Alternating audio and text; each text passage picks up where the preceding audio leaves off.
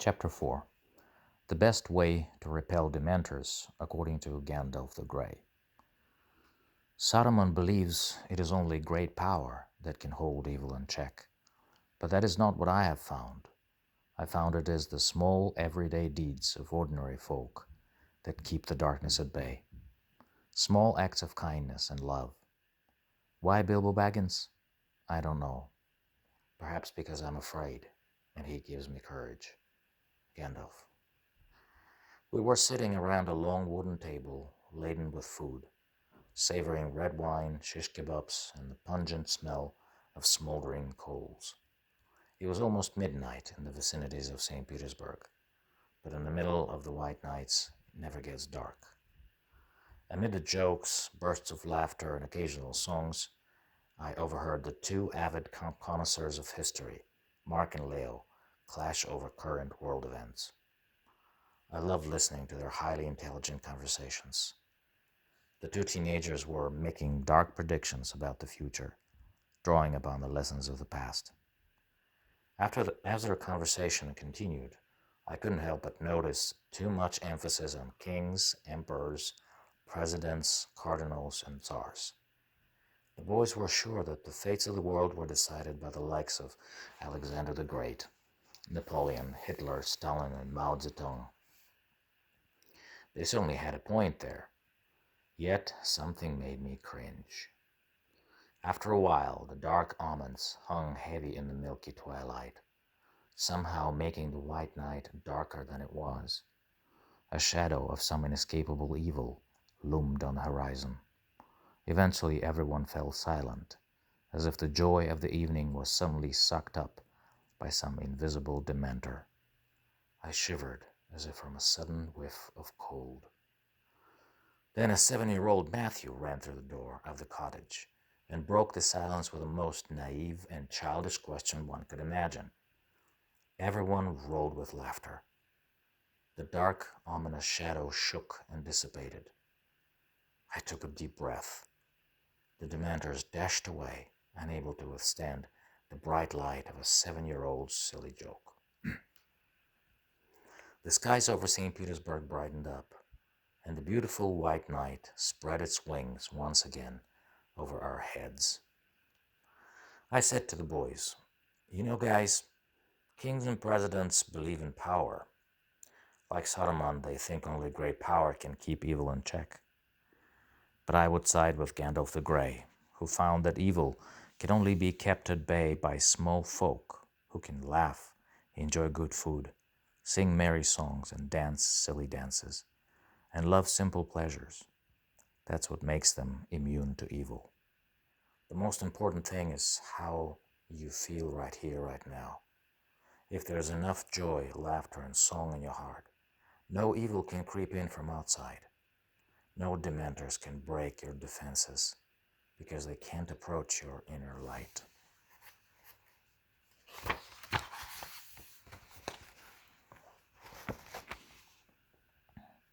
This was Gandalf's great discovery, and this is what led him to the Hobbits. Why was Gandalf afraid, and how did Bilbo give him courage? Gandalf was not without his fears. As a Maiar, a spirit of a lesser rank, his powers, abilities, and knowledge were limited by the Valar. He could only do so much. "Moria, you fear to go into those mines, don't you? The dwarves delve too greedily and too deep. You know what they awoke in the darkness of Khazad-dûm, shadow and flame." Yet he didn't trust in his own powers, or the powers of other big folk. He had his own hunches. Roaming the Middle Earth, he was instinctively searching for something that would alleviate his fears. When he first stumbled upon hobbits, he must have heard a song that sounded like Merry and Pippin's drinking song, or he may have seen him do a tapping dance on the table. If more of us valued food and cheer and song above hoarded gold, it would be a merrier world. J.R.R. Tolkien. Gandalf suddenly realized that he found what he was looking for. The dark, ominous shadow of a nameless evil stirring in the forest of the world lifted.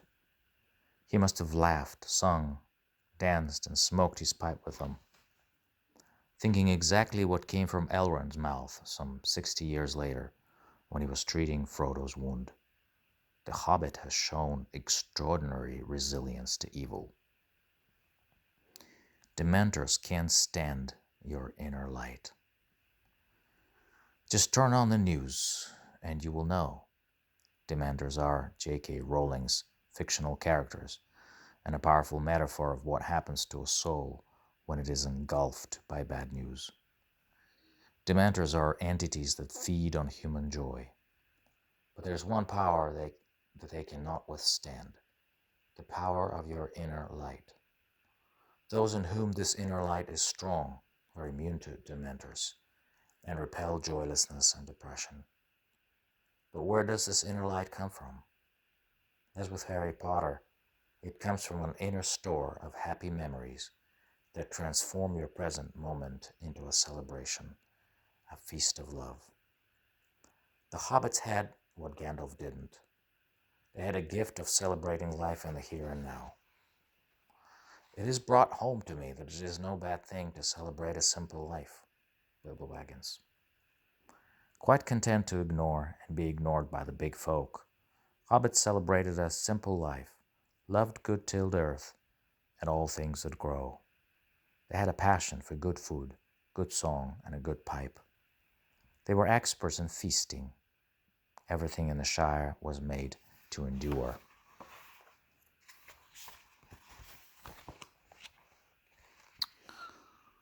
And so life in the Shire goes on, very much as it has this past age, full of its own comings and goings, with change coming slowly, if it comes at all. For things are made to endure in the Shire, passing from one generation to the next. The hobbits were passing down this ability to celebrate life from generation to generation, and this helped them to repel all gloom and fear.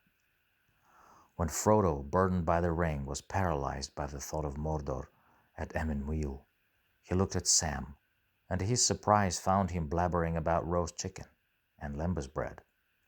Nothing ever dampens your spirit, does it, Sam? As a true hobbit, Sam was wholeheartedly looking for the next thing to enjoy. Refusing to give up hope, he even kept a bit of Shire salt, just in case they would have a roast chicken on the way to Mordor. A note, footnote. In the book it wasn't salt, but precious dust from Galadriel's orchard and the seed of a mallow tree. I use Peter Jackson's rendition here because it works well with the idea of enjoying good food. But even if we stick to the original, Galadriel's gift to Sam underscores the idea of loving all things that grow and celebrating life. Can you think of a roast chicken on your way to Mordor? Or does the thought of Mordor bring paralysis into your soul, so it loses its ability to see anything good in this world? How often do I find myself sucked in by the never-ending gloom and doom, as if all hope has been lost? If you can't think of a roast chicken on your way to Mordor, you are like Gandalf, desperately looking for a hobbit. If you don't keep some salt, just in case there's something to celebrate today, you need a Sam. And there's a Sam inside each one of us. Why are hobbits so important for the plot? Hobbits are a powerful metaphor for a soul's connection with being. A hobbit is that part of me that can celebrate the present moment no matter what. It's that part of me that finds good in all circumstances. It's that part of me that's deeply connected with the here and now. Am I celebrating this moment as a gift, or am I abandoning it to go to the next one? The most important thing is how I feel right here, right now. If there's enough joy, laughter, and song in my heart, no evil can creep in from outside. No dementors can break my defenses, because they can't approach the inner light. It was well past midnight in the vicinities of St. Petersburg.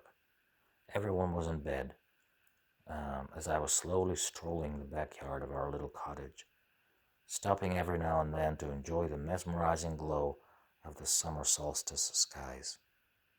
I felt great. The happy memories of our vacation were illuminating my soul from inside out, and no dementors could possibly come close. No rumors of war, no pandemics, no lockdowns, no political turmoil. Not even the end of the world could shake my joy at the moment. I knew this moment would end, and Mordor would again loom on the horizon. Would I be able to think of a roast chicken then? I sat down at the table where we had just finished our feast. Some shish kebabs were still there, covered with a platter, and I heard Sam Gamgee's voice saying in my heart, "These shish kebabs aren't bad either. Think of them, and save your salt, and have your salt ready."